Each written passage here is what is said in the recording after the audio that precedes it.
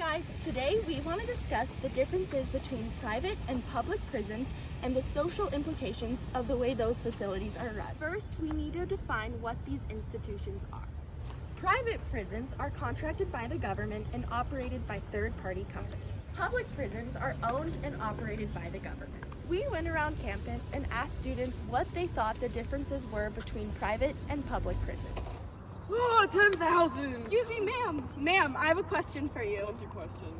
I want to know what you know about public versus private prisons. Honestly, not that much. Someone owns the private one and the other one's owned by the state.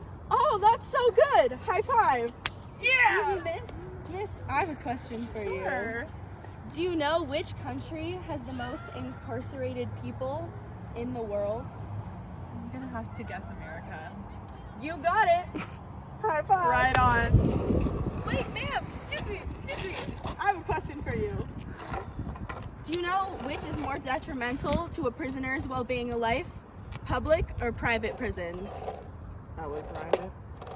You got it. Private prisons often cut costs on certain aspects of prison life in order to make cost per inmate lower, because at the end of the day, they're just trying to make a profit. According to a study done by Cornell University, the government saves $10,000 per inmate per year using private prisons. According to the National Institute of Health, college courses are offered at 80% of public prisons and 27% of private prisons. Private prisons cut lots of activities and supports offered to inmates instead of focusing on their rehabilitation. Private prisons need bodies to make as much money as possible, which leads to overcrowding. Functionalism is used by private prisons, specifically social stratification, to lobby harsher punishments to increase inmate population.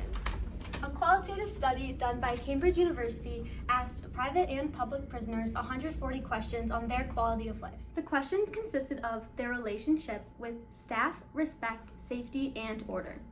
The inmates in the public prisons positively outweighed the inmates in the private prisons. Power dynamics play a big part in controlling prisoners, but there's discrepancy in social control between privately and publicly run prisons. According to a study done by the U.S. Department of Justice, attacks of inmates on staff were 163% higher in private facilities, and inmate-on-inmate attacks were 30% higher. According to the National Institute of Corrections, the United States has the highest incarceration rate in the world, with 639 people incarcerated for every 100,000 individuals. This is partly due to the extreme utilization of private prisons by the U.S. Some other countries also use them, but not to the same extent. A report from the National Center of Institutions and Alternatives reported that Black and Hispanics are disproportionately represented in jails and prisons. Estimated 12.6% of Black males in their late 20s were put into prisons and jails, compared with 3.6% of Hispanic males and 1.7% of white males. Thank you for watching our PSA!